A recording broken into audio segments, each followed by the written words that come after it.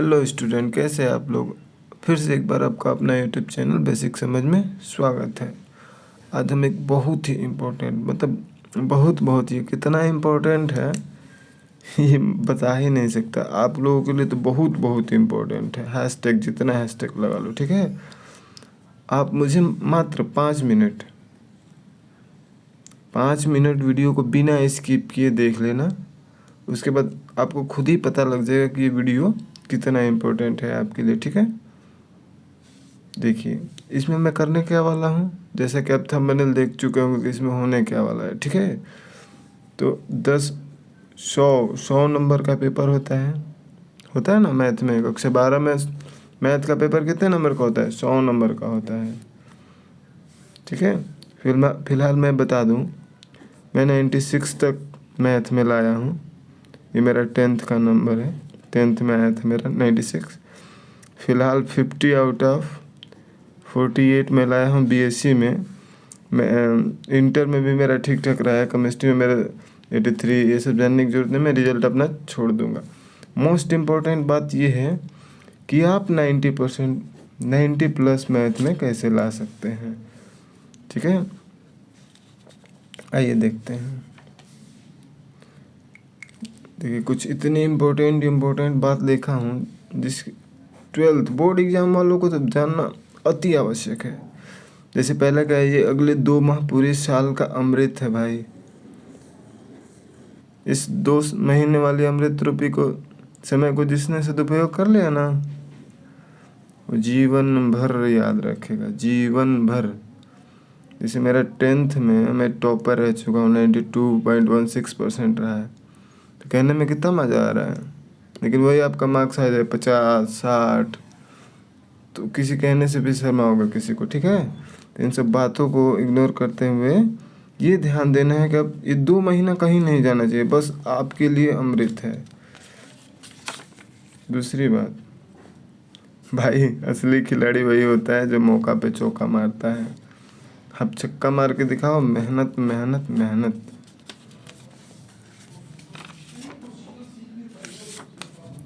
देखो भाई, मेहनत, सही दिशा सही समय पर सही दिशा में किया गया मेहनत सफलता बनाता है, सफलता दिलाता है, सफल बनाता है, जो भी कह लो, ठीक है।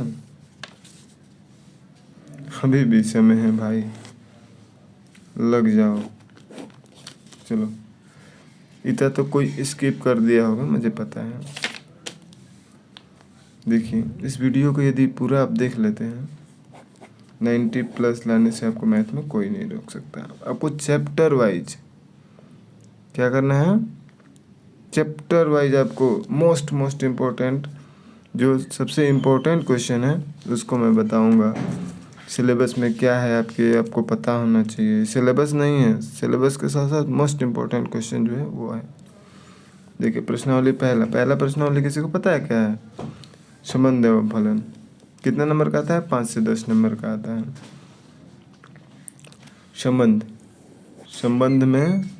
संबंध में देखो भाई, कोई आर करके दे देगा, आर ऐसे करके दे देगा, कहेगा कि दिखाइए कि इसको ये तुल्यता संबंध है, ठीक है। मैं इम्पोर्टेंट क्वेश्चन की सीरीज लेके आया हूँ। आप मेरे प्ले लिस्ट में जाएंगे तो देखेंगे कि सभी चैप्टर वाइज इम्पोर्टेंट क्वेश्चन जो 2023 के बोर्ड एग्जाम में आने वाले हैं वो मैं अपलोड किया हूँ, तो आप वहाँ जाकर प्ले लिस्ट में देख सकते हैं। चलिए, फिलहाल ऐसे दे देगा नेचुरल नंबर। एन में मतलब क्या होता है? Natural number. ये जो ए बी है वो केवल नेचुरल नंबर मतलब प्राकृतिक संख्या हो सकती है, 1 2 3 ऐसा करके। तो मैं आपको विस्तार से बता दूंगा, टेंशन ना लो। ये मैंने मतलब सारे कुछ वीडियो अपलोड कर दिए हैं। देखो, फलन में क्या कहेगा, ये 5 नंबर का आता है, ये 5 नंबर कह देगा फलन। ये फलन दे दिया, कहाँ से कहाँ तक है? Real number two real number है। और कह देगा कि बताइए कि ये एकाकी है कि अच्छादक है। फलन पढ़े हैं ना? नहीं भी पढ़े हो तो मोस्ट इम्पोर्टेंट क्वेश्चन मैं भेज रहा हूँ, मतलब अपलोड करूँगा, देख लीजिएगा। कुछ अपलोड किया हूँ, जाकर देख सकते हैं। देखो, पहला पार्ट में मात्र इतना ही पढ़ना है, 1.1 पढ़ सकते हैं, 1.2 बाकी मैं इम्पोर्टेंट क्वेश्चन बता दिया हूँ और इस पे छोड़ भी दूंगा, ठीक है। आगे देखते हैं प्रश्नावली 2 में, ये आपके सिलेबस से बहुत ज़्यादा इसमें से कट हो गया है। 2 में मात्र 2 क्वेश्चन पढ़ लेंगे, हो जाएगा। 2 से 5 नंबर का, 2 से 5 नंबर का आता है, बहुत ज़्यादा नहीं आता है क्योंकि सिलेबस कट गया है ना इसका थोड़ा सा। तो देखिए दे देगा कि ऐसे दे देगा, इन्वर्स ट्रिग्नोमेट्री प्रतिलोम त्रिकोणमिति फलन है, दे देगा, कह देगा इसका मान ज्ञात कीजिए, इसका साइन इन्वर्स दे देगा, कॉस इन्वर्स दे देगा, कहेगा मान ज्ञात कीजिए। ये मैंने वीडियो अपलोड कर रखा है, प्ले लिस्ट चेक कर लीजिएगा तो सब पता चल जाएगा कौन सा वीडियो अपलोड हो चुका है। ये 2 नंबर का आता है, ये 5 नंबर का आता है। तो ये भी करवा दिया हूँ, यहाँ तो नहीं करवा रहा हूँ ना मैं, बस मोस्ट इम्पोर्टेंट बता रहा हूँ कौन कौन सा है, क्योंकि ये मैं करवा चुका हूँ, ठीक है। ये भी करवा दिया हूँ। इससे रिलेटेड जितने क्वेश्चन आएंगे इस पे, वो भी मतलब एक ही क्वेश्चन में बता दिया हूँ कैसे करना है, आप जाकर देख सकते हैं। अब देखिए अभी सबसे पहले तो यही इसी पे वीडियो बनाया था, इसका मोस्ट इम्पोर्टेंट। अभी वो कितने नंबर का आता है, 5 से 10 नंबर का आता है। देखिए क्या दे देगा, कोई अभी दे देगा ए, अभी दे देगा ए और कहेगा कि ए भी ज्ञात कीजिए। ए स्क्वायर भी पूछ सकता है क्योंकि ए स्क्वायर इसका तो बहुत यूज है। अब कह देगा 2a प्लस ऐसे करके पूछ देगा।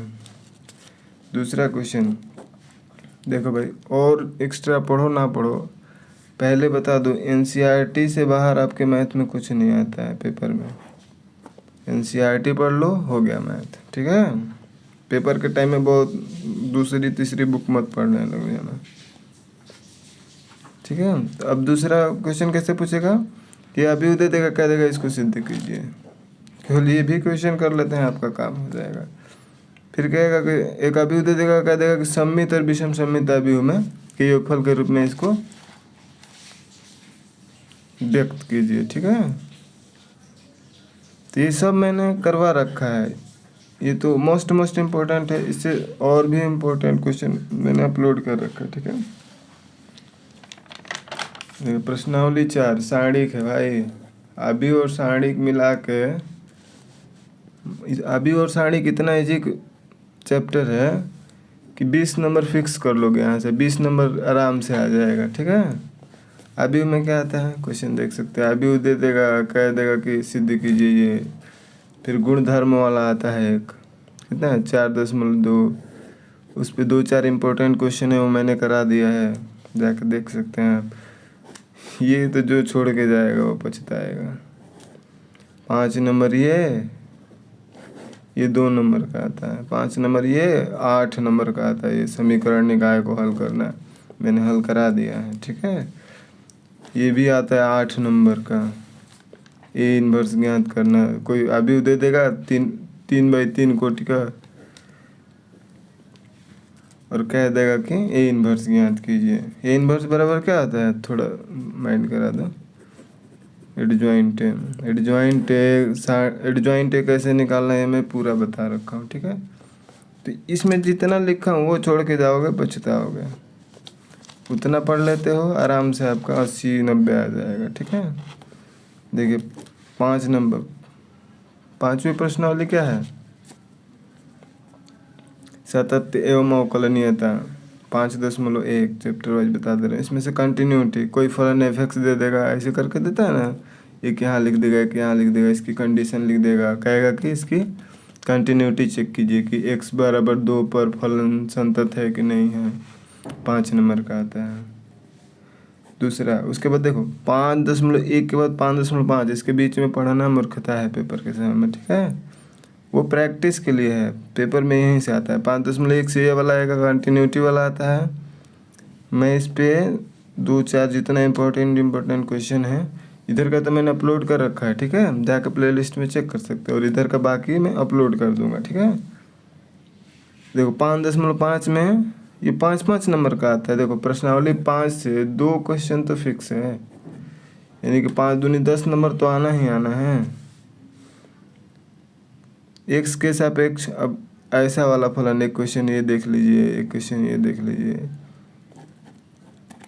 ये 2022 में आया था, ये भी आता है, ये पहले आया था 2019-20 ऐसे। जो बता रहा हूँ बहुत इम्पोर्टेंट है, ठीक है। देखिए अब तीसरा प्रश्नावली 5 का तीसरा पार्ट क्या है, तो प्राचलिक फलन दे देगा। कह देगा कि dy/dx ज्ञात कीजिए, x थीटा के रूप में दे दिया, y थीटा के रूप में, ये पूछ रहा है। बाकी मैं इसका अपलोड कर दूंगा, बार बार कह रहा हूँ कि प्लेलिस्ट में जाकर देखेंगे तो कुछ अपलोड कर दिया हूँ, कुछ बता रहा हूँ, ठीक है। देखिए अब उसके बाद आ जाएंगे 5.7, ये क्या है 5.6, 5.7, 5.7 में क्या है y दे देगा और कह देगा सिद्ध कीजिए कि ये है 5 नंबर। बहुत छोटे छोटे क्वेश्चन होते हैं, थोड़ी सी प्रैक्टिस रहेगी तो हो जाएगा। 6वां प्रश्नावली 6 का है अवकलज के अनुप्रयोग। 2 क्वेश्चन तो 5-5 नंबर के फिक्स रहेंगे दोनों चैप्टर से, 8 नंबर से 15 नंबर तक ये आता है। देखो पहला क्वेश्चन कैसे बनता है, 6.1 पूछ देगा कि भुजा में इतने % की वृद्धि होने पर आयतन में कितने % की वृद्धि होगी, ये देख लेंगे। ह्रास वर्धमान कह देगा, फलन दे देगा, पूछ देगा किस अंतराल में ह्रासमान है वर्धमान है।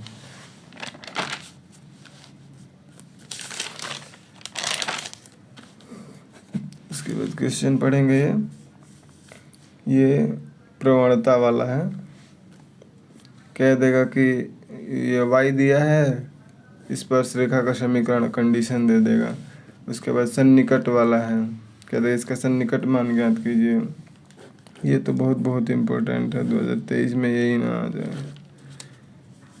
ऐसी 2 संख्याएं ज्ञात कीजिए जिनका योग अवकलज का अनुप्रयोग, ये शायद 6 जो भी लास्ट वाला है ना एक्सरसाइज मिसलेनियस का पहले वाला एक्सरसाइज, जिनके वर्गों का योगफल न्यूनतम हो। सिद्ध कीजिए कि न्यूनतम वक्र पृष्ठ वगैरह वगैरह देख लेंगे। ये मोस्ट इम्पोर्टेंट, मैं सारा इससे भी ज़्यादा इम्पोर्टेंट है वो भी करवा दूंगा। देखिए प्रश्नावली 7 में क्या कह रहा है, समाकलन। ओहो सबसे खतरनाक होता है लड़कों के लिए, है ना भाई।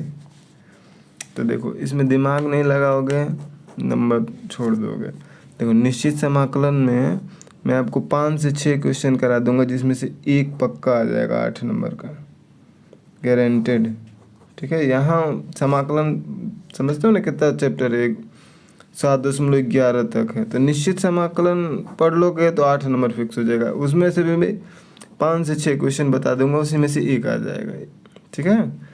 उसके बाद इसके पहले के सूत्र पर फिक्स्ड होता है, सूत्र जितने हैं उस पर 2 नंबर 4 नंबर का आ जाता है सूत्र वाला।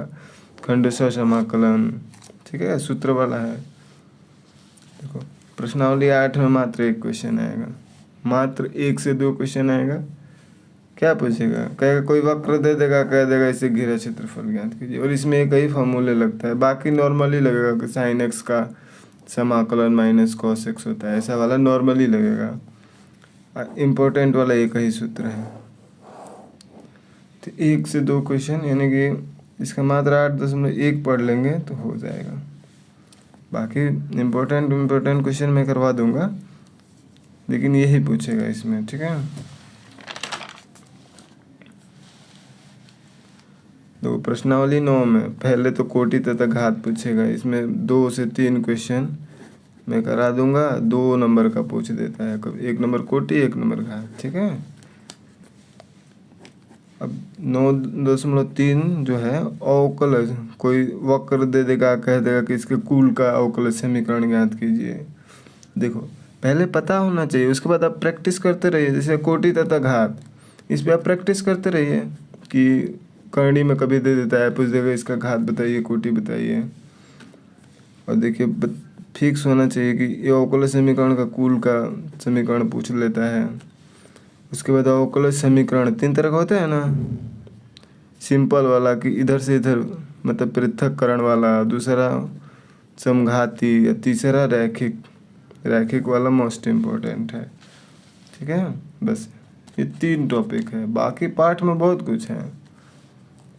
देखो प्रश्नावली 10, थोड़ा जल्दी कर रहा हूँ भाई, जिसको थोड़ा तेज लगे ना वो वीडियो को थोड़ा धीमा कर लेगा, ठीक है।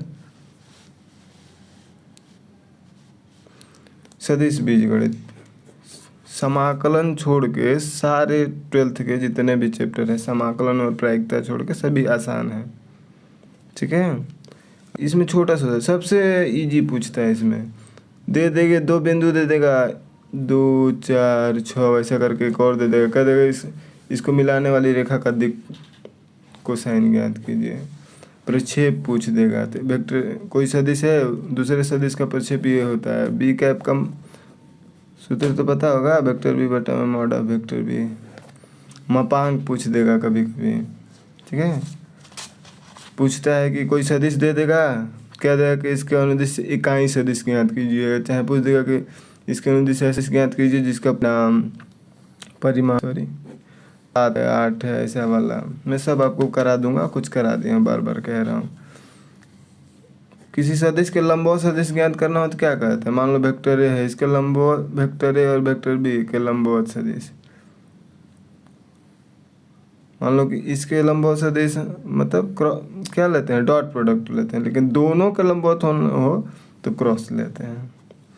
अब इसी में पूछ देगा कि त्रिभुज का क्षेत्रफल समान। ये 2 नंबर वाले हैं क्वेश्चन, ये बहुत इम्पोर्टेंट है।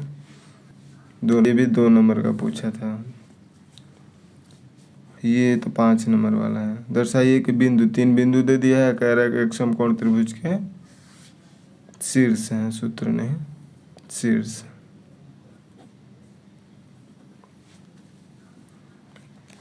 ठीक है, प्रश्नावली 10 था। देखो प्रश्नावली 11 में मात्र 2 यूनिट है, 2 मतलब पार्ट हैं। रेखा में ये न्यूनतम बीच की दूरी जो छोड़ के गया पछताएगा, 8 नंबर का आता है। अब बार बार आ जाता है, ये रूप दे देगा, नहीं तो एक दूसरा रूप होता है। सब मैं आपको करवा दूंगा, ठीक है। देखो समतल में क्या पूछता है, इसका एक ही रूप है, बाकी इसमें छोटे छोटे क्वेश्चन पूछेंगे। समतल में क्या कहेगा, क्या कहेगा, एक बिंदु दे देगा। 5 नंबर का आता है भाई, बहुत इंपॉर्टेंट है।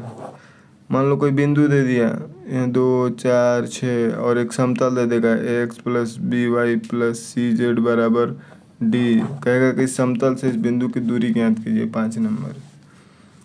3 बिंदु दे देगा ऐसे, कहेगा कि इस तीनों बिंदुओं से जाने वाली समतल का समीकरण ज्ञात कीजिए, 5 नंबर।